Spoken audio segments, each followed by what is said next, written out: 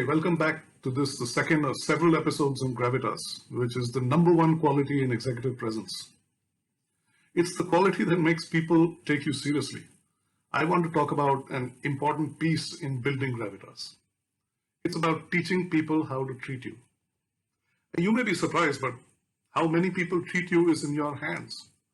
I've had several of my clients having some trouble believing that. I think it's essentially because people think the way they are treated is determined by their background, power, position, wealth, stature, and other such things. If you have those qualities, they can be leveraged like anything else, but not having them is not a disqualification from the game.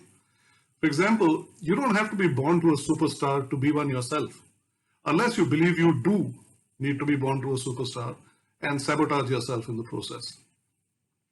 Now, what does this look like? Over time, you may have experienced this in your own workplace. Think of those who are the go-to guys for everything.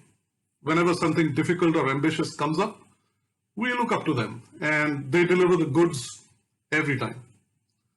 Our trust, confidence, our respect flows to them and they respond almost effortlessly.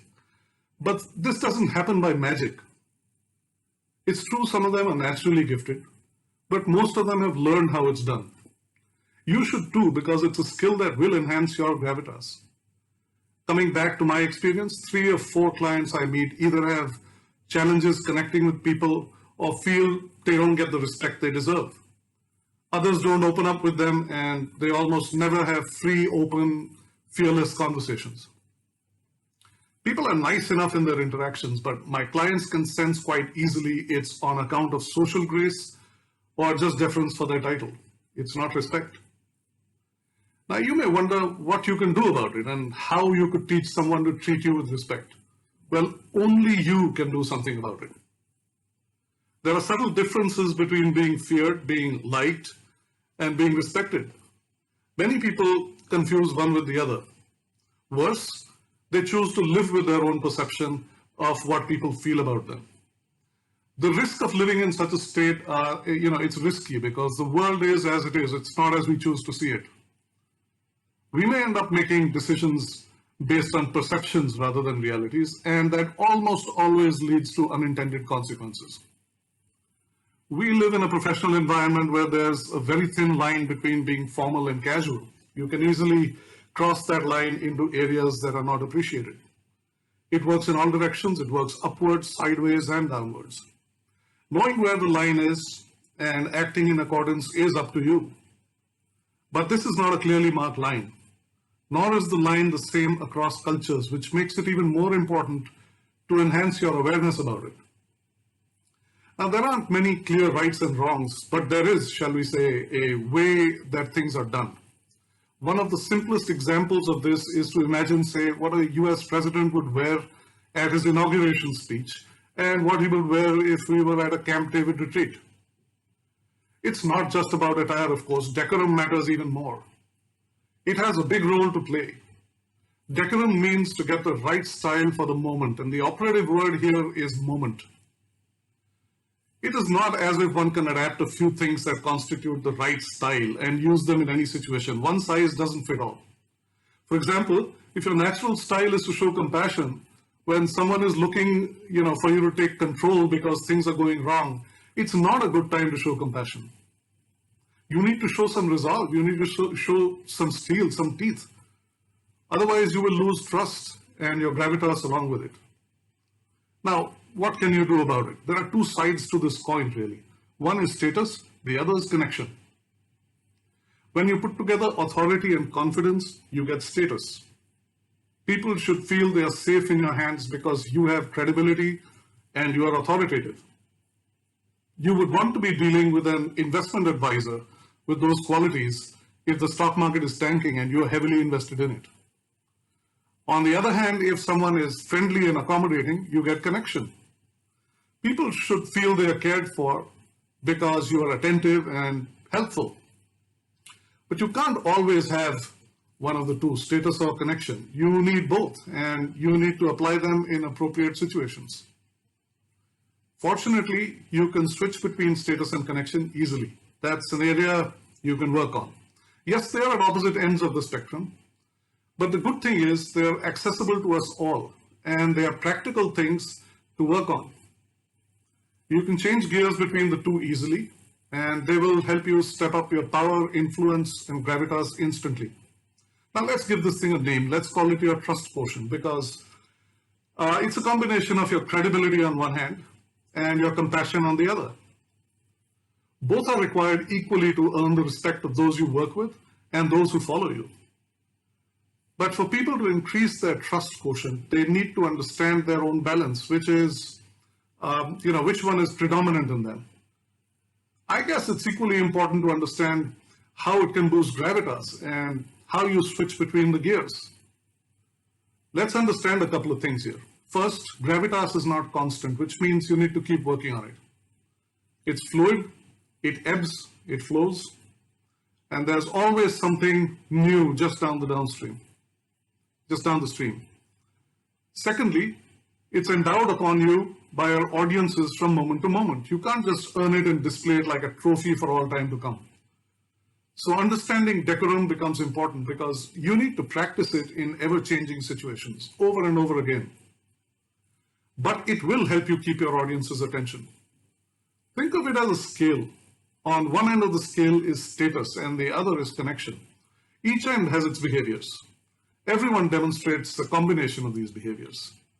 The scale needs to be balanced between the two so that it is not tilted to one side.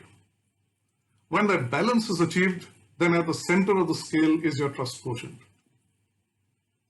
I advise people to read these behaviors in others to tailor their decorum to the situation. So, what are some of these behaviors? Let me share some indicative behaviors with you. There are more, but these should give you the idea.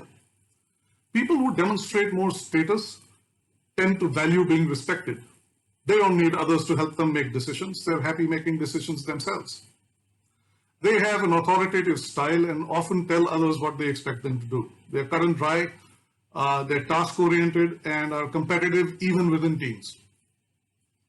The connection-oriented ones value friendship and relationships. They often seek advice before making decisions, and showing empathy for others is their default style. They're more focused on relationships than on tasks and usually prefer collaboration. Most of us demonstrate both styles to some degree. It can be a little difficult to figure out your own style owing to that. The thing is, sometimes we get stuck in one particular style and use it more frequently than the other, even if it's not warranted. This can happen because of the work environment. If you're working in a formal environment, you may tend to demonstrate more status-type behaviors, even with friends or at home. On the other hand, if you work in a customer-facing role in hospitality, you may tend to demonstrate connection behaviors even when dealing with a troublesome employee or a vendor. The way to do this is to determine what is your predominant style currently. Now, how do you work on it? A simple way of doing this is to list the status type behaviors in one column in a spreadsheet and connection type behaviors in another one next to it. For example, status values respect, connection values friendship. Then ask yourself which one is your most likely behavior. If you get more of the status behaviors, you know you have to work on the connection behaviors, and vice versa. If they are balanced, your status and connection are balanced, which is a great foundation for gravitas. A number of my clients asked me if I could share examples of status and connection behaviors to make it easy to create the spreadsheet. Now, this isn't the place, but if you do want them, just write me an email at this address and I will send them to you. Your next step is to flex your style so you can create a balance. Status and connection are traits, and you can flex them if you like. There is no right or wrong, it's just what it is. The art lies in flexing your style depending on what role you're playing at the time. Your decision on the style you want to use is based on a mix of authority, likability, the current situation, and the kind of person you are. Obviously, there are hundreds of permutations and combinations, and a great way to practice flexing is to pick a few and evaluate what style you would pick in each one of them. Or you could base your style on who you are engaging with. You could pick your style based on who you're with rather than who you are. One great way is by using Carl Jung's definition of archetypes. You don't need all the archetypes there are, just the four most relevant ones are fine. The advantage of that is that archetypes apply universally as inborn models of people, behaviors, and personalities. They play a role in influencing human behavior. As a result, you have a high probability of finding a match. The archetypes that are relevant to gravitas are ruler, warrior, creator, and carer. I don't think this is a place where I can get into details of what the default behaviors of these archetypes are. They can be found easily on the web though. My intention is to introduce the idea that archetypes are a way to figure out whether you want to use status or connection when working with other people. But archetypes are universal. They apply as much to you as they do to others. So they are a legitimate way to figure out your own style. Then there's the matching of behaviors we spoke about earlier. You could do it yourself or write in for a ready-made set of questions. I already shared my email ID with you. Another way is to journal your behaviors and responses over a reasonable period, a fortnight, maybe a month. Just keep track of situations you face through the day and what behaviors you noticed about yourself. Were they status or connection behaviors? The reason I'm asking you to journal is because it's hard to keep track and find predominant behaviors if you use both styles quite frequently. Or you could just notice your habits. What are they in the workplace, at home, in society? Are they appropriate for the audience? Try to identify environmental factors that could be causing a bias. One or some of these methods should give you a pretty good idea. Let's say you're more the connection type.